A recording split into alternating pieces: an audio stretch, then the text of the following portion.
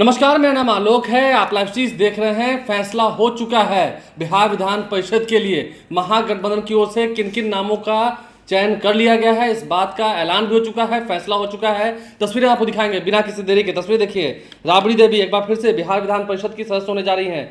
द्विवार्षिक विधान परिषद चुनाव 2024 के लिए महागठबंधन के उम्मीदवार ये होंगे, जिसकी सूची में आपको दिखा रहे हैं। आरजेडी की ओर से सभी को बधाई दी गई है। राबड़ी देवी, राष्ट्रीय जनता दल की ओर से अब्दुल बारी सिद्दीकी। देखिए, लाइव सीरीज ने पहले ही आपको बताया था, इस बात का अंदेशा था, अब्दुल बारी सिद्दीकी बिहार विधान परिषद जाएंगे। श्रीमती उर्मिला ठाकुर, इनकी नाम की भी चर्चा पहले लाइव सीरीज ने की थी। लाइव सीरीज ने बताया था आपको उर्मिला ठाकुर पर भी नजर रखनी होगी, उर्मिला ठाकुर के नाम पर भी मोहर लगी है।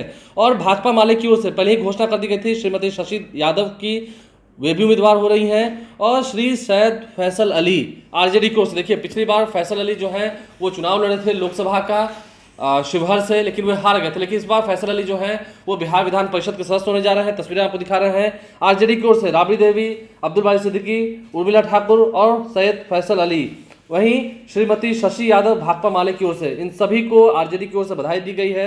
देखिए, आरजेडी ने अपने उम्मीदवारों के नाम की घोषणा कर दी है। जेडीयू की ओर से मुख्यमंत्री नीतीश कुमार और खालिद अनवर ने पहले ही अपना नामांकन दाखिल कर लिया है। अगले 2 दिनों में आरजेडी और भाकपा माले के भी जो उम्मीदवार हैं वे अपना नामांकन दाखिल करेंगे।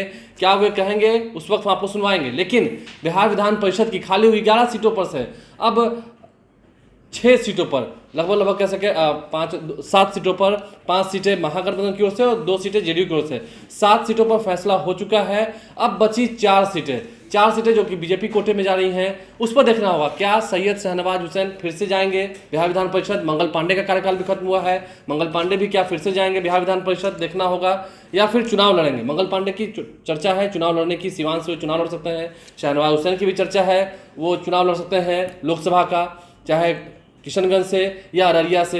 देखना होगा कहां से वो चुनाव लड़ते हैं। भागलपुर की भी चर्चा होती है चुनाव लड़ने की, कहां से चुनाव लड़ते हैं, या फिर एमएलसी बनकर बिहार में ही मंत्री बनेंगे। इसके अलावा प्रिंस राज के भी नाम की चर्चा है। देखिए, प्रिंस राज जो कि राष्ट्रीय लोजपा के प्रदेश अध्यक्ष हैं, समस्तीपुर से सांसद हैं, उनके नाम की भी चर्चा होती है कि बीजेपी कोटे से वो बिहार विधान परिषद जा सकते हैं, फिर बाद में बिहार में मंत्री बनेंगे, क्योंकि पशुपति पारस जो है इस बार समस्तीपुर से चुनाव लड़ने जा रहे हैं। इस तरह की चर्चा होती है, इस तरह की बातें होती हैं जो भीतर खामे से खबर निकल के आ रही है। हम आपको उन खबरों से अवगत रख रहे हैं, आपको उन खबरों से भी अवगत करा रहे हैं। लेकिन आज महाशिवरात्रि के दिन आरजेडी और महागठबंधन की ओर से कौन कौन से वे नेता हैं जो बिहार विधान परिषद के सदस्य होने जा रहे हैं, उनके नामों की घोषणा हुई है। वो तस्वीरें हमने आपको दिखाई है, उनके नाम हमने आपको बताया है। राबड़ी देवी एक बार फिर से बिहार विधान परिषद के सदस्य होंगी, क्योंकि आरजेडी की ओर से राबड़ी देवी ही मुख्य विरोधी दल नेता विरोधी दल हैं वो राबड़ी देवी है। मुख्य सचेतक तो डॉक्टर सुनील कुमार सिंह हैं, राबड़ी देवी के मुंह बोले भाई हैं। तो देखना होगा, आरजेडी की स्ट्रेंथ तो बढ़ी है।